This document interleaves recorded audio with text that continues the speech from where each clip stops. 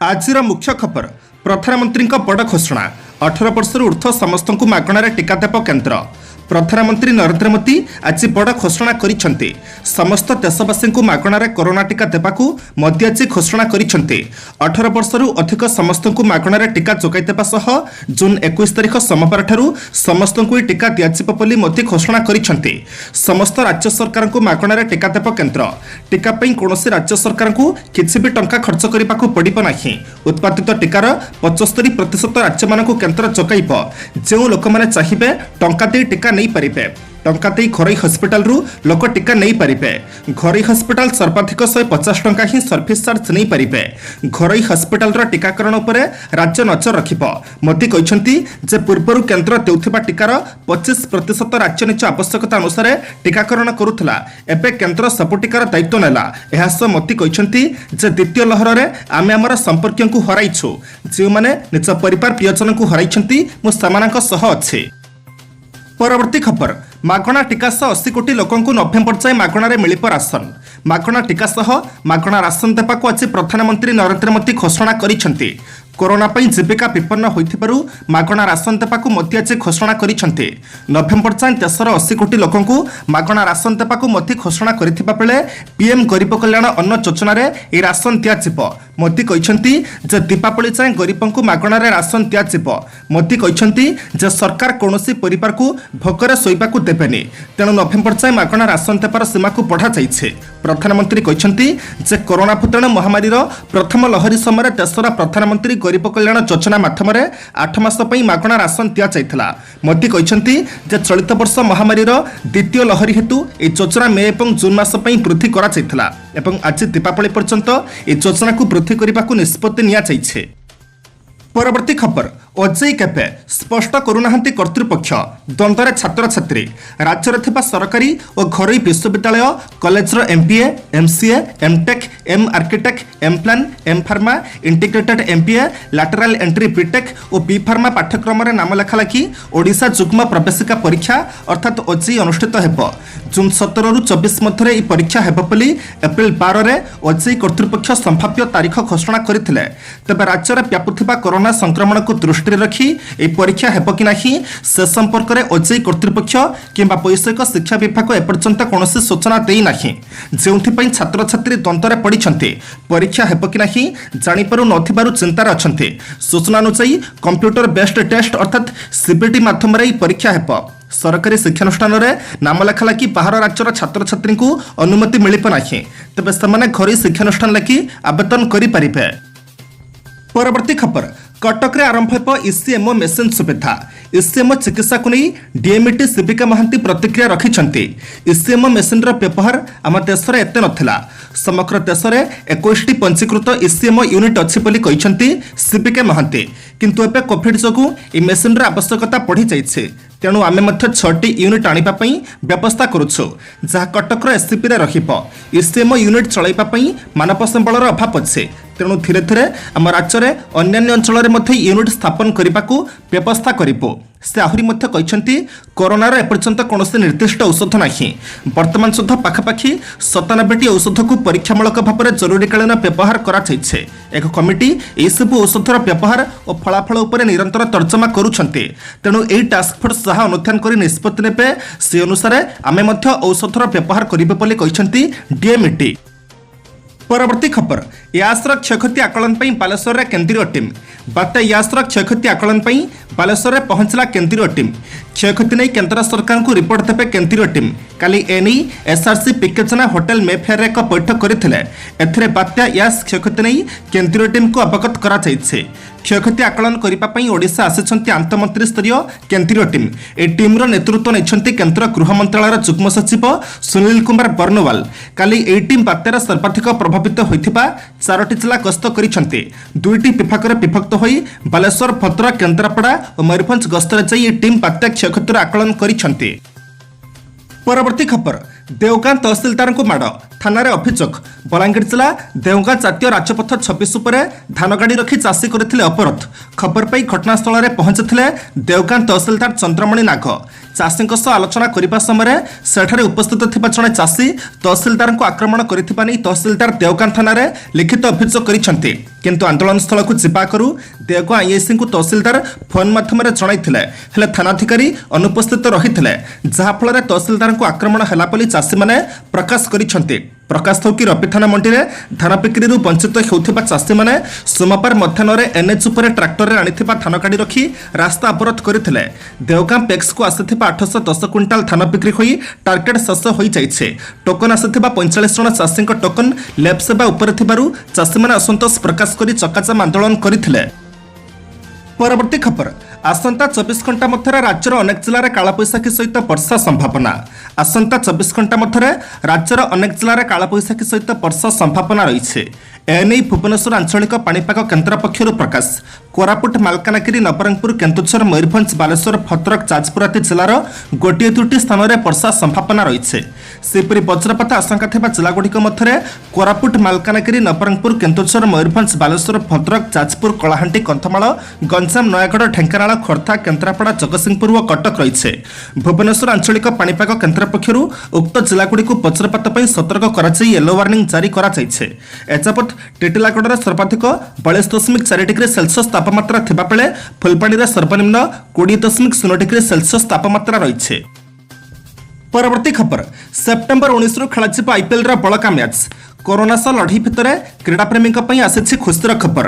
ଆସନ୍ତା ସେପ୍ଟେମ୍ବର ମାସ 19 ତାରିଖରୁ ଖେଳାଯିବ ଆଇପିଏଲ୍ ସିଜନ୍ 14ର ବଳକା ମ୍ୟାଚ୍। ସେହିପରି ଅକ୍ଟୋବର 15 ତାରିଖରେ ଖେଳାଯିବ ଆଇପିଏଲ୍ର ଚଳିତ ସିଜନ୍ର ଫାଇନାଲ୍ ମ୍ୟାଚ୍। କରୋନା ପାଇଁ ଆଇପିଏଲ୍ 2021କୁ ଅଧାରୁ ସ୍ଥଗିତ କରିବାକୁ ପଡ଼ିଥିଲା। ବିଭିନ୍ନ ଟିମ୍ର ଖେଳାଳି ଓ କୋଚ୍ କରୋନାରେ ସଂକ୍ରମିତ ହେବା କାରଣରୁ ଏହାକୁ ସାମୟିକ ଭାବରେ ସ୍ଥଗିତ ରଖାଯାଇଥିଲା।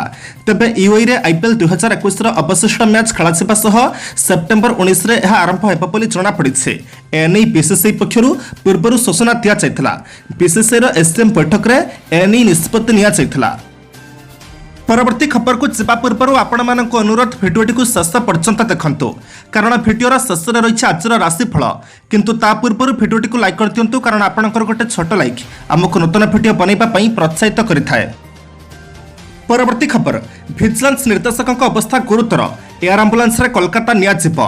କରୋନାରେ ଆକ୍ରାନ୍ତ ହୋଇ କଟକ ଅଶ୍ୱିନୀ ହସ୍ପିଟାଲରେ ଚିକିତ୍ସାଧୀନ ଥିବା ଭିଜିଲାନ୍ସ ନିର୍ଦ୍ଦେଶକ ଦେବାଶିଷ ପାଣିଗ୍ରାହୀଙ୍କ ଅବସ୍ଥା ଗୁରୁତର ରହିଛି। ଉନ୍ନତ ଚିକିତ୍ସା ପାଇଁ ଆଜି ତାଙ୍କୁ କୋଲକାତାର ଏକ ଘରୋଇ ସୁପର ସ୍ପେଶାଲିଟି ହସ୍ପିଟାଲକୁ ସ୍ଥାନାନ୍ତର କରାଯିବ। ଏୟାର ଆମ୍ବୁଲାନ୍ସ ଯୋଗେ ତାଙ୍କୁ ସେଠାକୁ ସ୍ଥାନାନ୍ତର କରାଯିବ। କୋଲକାତାର ଉକ୍ତ ହସ୍ପିଟାଲରୁ ଏକ 4 ଜଣିଆ ଡାକ୍ତରୀ ଦଳ ଆସି ଏଠାରେ ପହଞ୍ଚି ସାରିଛନ୍ତି। ଇକ୍ମୋ ଓ କ୍ରିଟିକାଲ କେୟାରର 2ଟି ଟିମ୍ ଆସିଛନ୍ତି। ଦେବାଶିଷଙ୍କୁ ଏଠାରୁ ଇକ୍ମୋ ସପୋର୍ଟରେ ଏୟାର ଆମ୍ବୁଲାନ୍ସରେ ସ୍ଥାନାନ୍ତର କରାଯିବ। ଏଥିପାଇଁ ସମସ୍ତ ପ୍ରସ୍ତୁତି ମଧ୍ୟ ସରିଯାଇଛି। ଦେବାଶିଷଙ୍କ ଅବସ୍ଥା ଗୁରୁତର ହେବାରୁ ତାଙ୍କୁ ଭେଣ୍ଟିଲେଟରରେ ରଖାଯାଇଥିଲା, କିନ୍ତୁ କୌଣସି ଉନ୍ନତି ନ ଆସିବାରୁ ଇକ୍ମୋ ଚିକିତ୍ସା ଯୋଗାଇ ଦେବା ପାଇଁ ତାଙ୍କୁ କୋଲକାତା ପଠାଇବାକୁ ନିଷ୍ପତ୍ତି ହୋଇଥିଲା। ସୂଚନାଯୋଗ୍ୟ, ଓଡ଼ିଶାରେ ଇକ୍ମୋ ଚିକିତ୍ସା ବ୍ୟବସ୍ଥା ନାହିଁ। ପରବର୍ତ୍ତୀ ଖବର, 10ରେ ବଳୟ ସୂର୍ଯ୍ୟପରାଗ, ଓଡ଼ିଶାରେ ଦୃଶ୍ୟମାନ ହେବ ନାହିଁ। ଆସନ୍ତା 10 ତାରିଖରେ 2021ର ପ୍ରଥମ ତଥା ଶେଷ ସୂର୍ଯ୍ୟପରାଗ ସଂଗଠିତ ହେବ।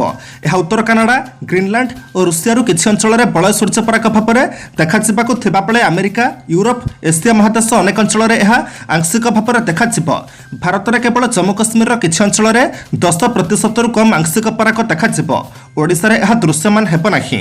ଭାରତୀୟ ସମୟ ପ୍ରାୟ ମଧ୍ୟାହ୍ନ 1:42ରୁ ଆରମ୍ଭ ହୋଇ ସନ୍ଧ୍ୟା 6:41ରେ ଶେଷ ହେବ। ଅପରାହ୍ନ 4:11ରେ ସୂର୍ଯ୍ୟପରାଗ ସର୍ବାଧିକ ଦେଖାଯିବ। ବିଭିନ୍ନ ସ୍ଥାନରେ ସୂର୍ଯ୍ୟପରାଗର ଆରମ୍ଭ, ଶେଷ ଓ ସର୍ବାଧିକ ଘଟିବାର ସମୟ ଅବସ୍ଥାନ ରହିବ। ତେବେ ଭାରତରେ ପରବର୍ତ୍ତୀ ସୂର୍ଯ୍ୟପରାଗ ଆସନ୍ତା 2022 ଅକ୍ଟୋବର 25ରେ ଦେଖାଯିବ ବୋଲି ପଠାଣି ସାମନ୍ତ ପ୍ଲାନେଟୋରିୟମର ଉପନିର୍ଦ୍ଦେଶକ ଶୁଭେନ୍ଦୁ ପଟ୍ଟନାୟକ ସୂଚନା ଦେଇଛନ୍ତି। ପରବର୍ତ୍ତୀ ଖବର, କେନ୍ଦ୍ର ଶିକ୍ଷାମନ୍ତ୍ରୀଙ୍କ ଦ୍ୱାରା ପିଜିଆଇ 2019-20 ଜାରି, ଓଡ଼ିଶାର ପ୍ରଦର୍ଶନରେ ଉନ୍ନତି। କେନ୍ଦ୍ର ଶିକ୍ଷାମନ୍ତ୍ରୀ ରମେଶ ପୋଖରିଆଲ ନିଶଙ୍କଙ୍କ ମଞ୍ଜୁରୀ କ୍ରମେ ରାଜ୍ୟ ଓ କେନ୍ଦ୍ରଶାସିତ ପ୍ରଦେଶ ପାଇଁ ପରଫର୍ମାନ୍ସ ଗ୍ରେଡିଂ ଇଣ୍ଡେକ୍ସ ଅର୍ଥାତ୍ ପିଜିଆଇ 2019-20 ଜାରି କରାଯାଇଛି। ବିଦ୍ୟାଳୟ ଶିକ୍ଷା କ୍ଷେତ୍ରରେ ଆମୂଳଚୂଳ ପରିବର୍ତ୍ତନ ଆଣିବା ଲକ୍ଷ୍ୟରେ କେନ୍ଦ୍ର ସରକାର 70ଟି ମାନଦଣ୍ଡର ଏକ ସେଟ୍ ସହ ପ୍ରଦର୍ଶନ ମାନ୍ୟତା ସୂଚକାଙ୍କ ବା ପିଜିଆଇର ପ୍ରାରମ୍ଭ କରିଛନ୍ତି। 2019ରେ ପ୍ରଥମ ଥର ଲାଗି 2017-18 ଶିକ୍ଷାବର୍ଷର ପ୍ରଦର୍ଶନକୁ आधार करी प्रकाशित होइथिला चलित थर तृतीय थर लागी पिजिई प्रकाश पाइछे जेउथरे ओडिसार प्रदर्शन रे उन्नति घटिछे। भित्तिभूमि क्षेत्र में 20% और इक्विटी क्षेत्र में 10% सुधार होइथिबा रिपोर्ट रे दर्शा जाइछे। 2019-20 शिक्षा वर्ष लागी पंजाब, चंडीगढ़, तमिलनाडु, अंडमान निकोबर द्वीप समूह और केरल सर्वोच्च ग्रेड A++ मिली। पूर्व वर्ष तुलन में अधिकांश राज्य केन्द्र शासित प्रदेश निजर ग्रेडिंग रे सुधार आनी। परवर्ती खबर समुद्र को गले 1040 कईछ छुआ। पुरी जिला ब्रह्मगिरी वन विभाग अधीन थिबा बाली हरचंडी पीठ रे अस्थायी हाचेरी अंडा फुटी कईछ छुआ समुद्र को जाइछन्ते किंतु अनेक अंडा हाचेरी रे ही नष्ट होई जाइछे। वन विभाग हाचेरी करी बिरल अलिफ्रिडलेंक कईछ अंडा को सुरक्षित रखिथिला। गोटिए बसारु 110टी छुआ फुटी प्रथम पर्यायर समुद्र को छड़ा जाइथिला। हाचेरी रे रहिथिबा बाकी 17टी बसार अंडा फुटिबारे विलंब हैला। एहारी मध्यरे हाचेरी रे थिबा 17टी बसा मध्यरु 12टी बसार अंडा फुटी सेथिरु छुआ समुद्र को जाइथिबा वन विभाग कहिछे। 12टी बसारे 1240टी अंडा वन विभाग संग्रह कर रखिथिला। सेथिमध्यरु 1040टी छुआ फुटी समुद्र को जाइथिबा वन विभाग कहिछे किंतु 200 अंडा नष्ट होई जाइछे। एते परिमाण रे अंडा गुडिक नष्ट हेबार कारण वन विभाग खोजुछे। अन्यपटे हाचेरी रे आउरी 7टी बसार अंडा रहिछे जेउथरे कि 800 रु अधिक अंडा रहिछे। ए सब अंडा कांची हेबार यथेष्ट आशंका रहिछे। परवर्ती खबर उद्घाटन अपेक्षार 108टी आलुमिनियम रुद्राक्ष लागिथिबा सम्मेलनी कक्ष। भारत जापान बंधुत्वर प्रतीक रुद्राक्ष हाईटेक सम्मेलनी केन्द्रर निर्माण कार्य संपूर्ण होइछे। 2015 रे प्रधानमंत्री नरेंद्र मोदी एवं जापान पूर्वतन प्रधानमंत्री शिंजो आबे काशी गस्तरे आसिथिबा बेले एहार भित्तिप्रस्तर स्थापन करा जायथिला। रुद्राक्ष सम्मेलनी केन्द्र वर्तमान प्रस्तुत थिबा बेले एहार उद्घाटन पई अपेक्षा करा जायछे।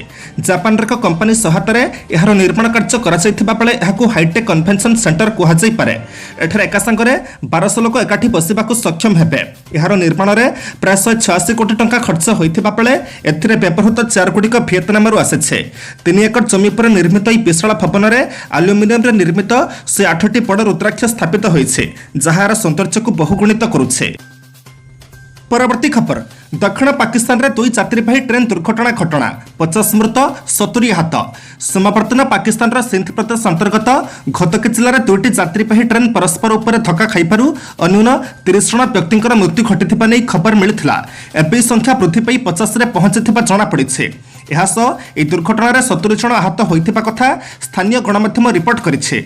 उद्धार और रिलीफ कार्य पर सेनाबाहिनी कार्यानुष्ठान ग्रहण करिछे। सूचना मुताबक लाहौर कराची अभिमुखे यात्रा करुथिबा सर सैयद एक्सप्रेस ट्रेन धक्का देबारु कराचीरू सरगोधा आसुथिबा मिलित एक्सप्रेस स्थानाच्युत होइथिला। फलतः मिलित एक्सप्रेस सबु पक्षी ओलटि पड़िथिला।